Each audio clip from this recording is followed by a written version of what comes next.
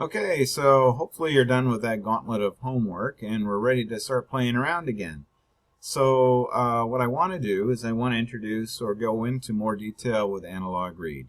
We did play with it once. I told you to just trust me because we used it to gather static, if I recall, for using the random number generator. And now we're actually going to use it to gather data. We're going to use it to measure the amount of light, for example. Ultimately, in your robot, we're going to use it a lot. You know, we need to be able to have it be part of its vision system to see whether there's an object in front of it. It's got to be able to look down, see the edges of tables, look for lines, and various other things. All that is going to require analog read. So I thought what I would do this time, though, instead of building it right here, I thought I would build it first on Tinkercad and make it a little maybe easier to see what's happening. And then we'll just move this over to the real world. So the first thing I need is, I hopefully you guys all have a board like this. If I recall, this is what we had left with last time. And it is worth noting that I do have my buses on both sides connected. Okay, so my grounds on this side are in fact connected to the grounds on this side, and my positives are connected on both sides. So all my buses on this board are in fact connected. So I need to grab a resistor, and I'm going to put that resistor, I'm going to hook it up down here, and I am going to make sure it's connected to the positive bus. And when you get to the building the real one, it has to be it should be a 10K resistor. Okay, so we've got a 10K resistor here getting its power from the positive bus going to this empty bus here. So we're going to use a photoresistor. Photoresistor in the top looks something like this, and I want to rotate mine a couple of clicks. So in your kit it's going to be something like this, and notice that the wires are long and lanky. I'm going to draw mine here on this software. I can't make my wires any longer, so I'm going to plug one of those wires into the same bus as my resistor. And then I'm going to take a wire and connect it to ground on the other side of the board, okay? You probably won't have to use that additional wire because, oops, why didn't I turn black? Because these wires are plenty long enough to be able to span across the whole board, okay? So now what would happen if I turn this on is I have the ability for the electrons to flow into the resistor, through the bus, into the photoresistor, and on the ground. So I've got a complete circuit, and the rate of electron flow is going to be dependent on these resistors. This one's fixed, okay, so it's already going to be squeezing down and holding back the flow of electrons. This one is variable. It's dependent on the amount of light, okay, so depending on which kind of photoresistor we have, sometimes the resistance goes up when it's bright, and sometimes the resistance goes down when it's bright. So we're going to have to actually measure it to see what kind we have. So right now, it's all flowing through just as fast as it possibly can, limited by these two resistors, and this one's variable. Well, I want to measure the change here. So I want to know how much resistance is happening here, how many electrons are being blocked. So I'm going to give a path for those electrons to escape by plugging a wire into that same bus and running it up. And I want to plug it into an analog port on my Arduino. I'm going to choose A5. It can be any one of these analog ports, but it cannot be a digital port. These analog ports are able to measure changes in voltage, okay? Digital ports are only on, off, yes, no, high, low. That's all they can do. So we want to make sure that we use an analog port. And like I said, I've chosen A5, partly because it's on the edge of the board, and partly because I know that we'd used A0 for our static gathering in the analog read. I'm sorry, in the random number. So now what will happen is if the resistance is really high here, those electrons will be kind of forced to run up here, and there'll be a big pile of them, you know, trying to get through this high resistance device, and we're going to see high voltage on this side. If this resistance is low, those electrons are going to take the path of least resistance, and they're going to zip through that photoresistor as fast as they can and they're going to go ahead and jump right into the ground bus. Okay? So the next thing I want to do is I want to start building some code that's actually going to measure it. So let's go here, and I've already started templating it out a little bit. All right. I see I've lost a couple of slash marks here. So first off, let's make sure, notice my setup still has all my ports setting to output, and I have opened the serial port.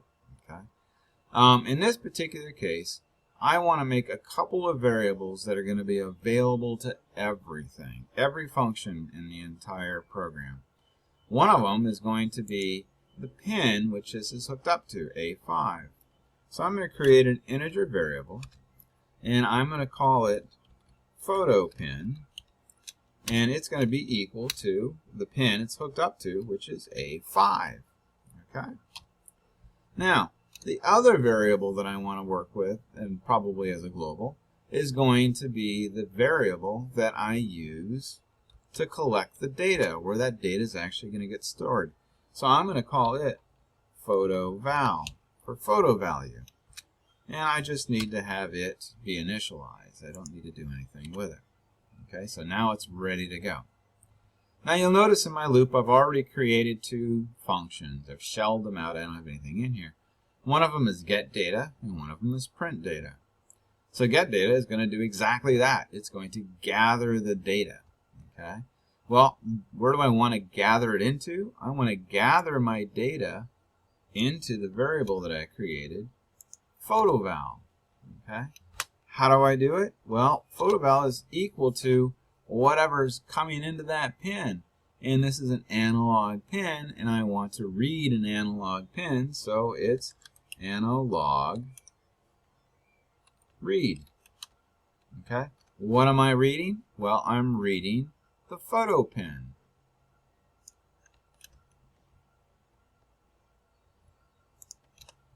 Oops, that did not work right.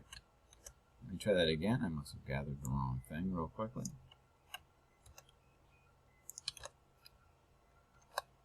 Okay. So now I've gathered the data and I've put it into my variable. So the next thing I want to do, right there I've gathered it. Now I want to display that data. Well, okay, let's do that. Serial dot print new line. Well, what do I want to print? I want to print photoval. Okay, excellent. So hopefully this is going to work perfectly. Now what you guys can't tell, and I can, is that for whatever reason I've lost internet connection. So I'm going to pause this and wait for my internet to reconnect, and then we'll compile it, because this software is internet based. So if I'm not connected, it won't work. So let me pause it, and I'll see you guys as soon as I get connection again. Okay, you can see that, well, you can see this flashing up here probably. I seem to be having some internet issues. Let's give it a try, though. Hopefully it'll hold together. I do want to point out that I should probably also put a delay here, right? So that I can actually see the data coming out. So let's go with a nice long delay, like that. And we'll clean up our code a little bit. Okay, something like that. And let's start a simulation, and hopefully the internet will hold together.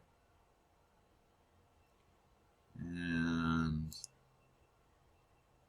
yep, okay, so we've got values coming out, 969. And I'll go ahead and change this. And you can see as I get it brighter and brighter and brighter, the values get lower and lower. Okay, so I think what we want to do right now is we want to build this in the real world real quick. So let me get that out of the way. So let's take this and move it over. And so here we go. We're about ready to build it in the real world. And what we need is we need a 10K resistor. All right. Now I have that tutorial in the online that you can see to figure out which one you need. But if you're using the kit that you got from me, it is actually pretty well labeled on the tape on the long side of the resistor. So you're looking for the 10K resistor. And like I said, I want to go from the positive bus to someplace in here. So I've just plugged it in. Let's see if we can rotate that so you can see I'm in the positive bus, and I've chosen to put it right here. And then I want to take my photoresistor, and I want it to span all the way to the ground bus on the other side. Okay? So now I've got the resistor and then the photoresistor in the same bus, and I've got a pathway from positive to ground. So now let's interrupt that. So I'm going to take a long wire. I'm going to stick it anywhere in here, as long as it's in the same bus as the two resistors. And I'm going to plug it into A5. Okay. So now let's go ahead and capture that code. I'll go ahead and copy it all. And let's paste it into our Arduino. All right. And let me load this up. I've already saved a template. And let's see what happens. So, if everything is good, and I open up my serial port, you can see that I'm getting numbers out, 138, 140. If I cover it up, I can get almost up to 600. And let me turn on my flashlight here.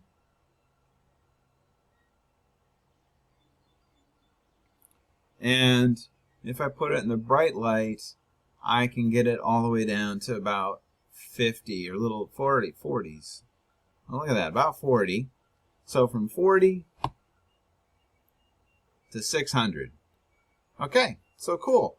So hopefully this worked for you, and then the next thing we're going to do is make a graphical display with this. So I will see you again really soon.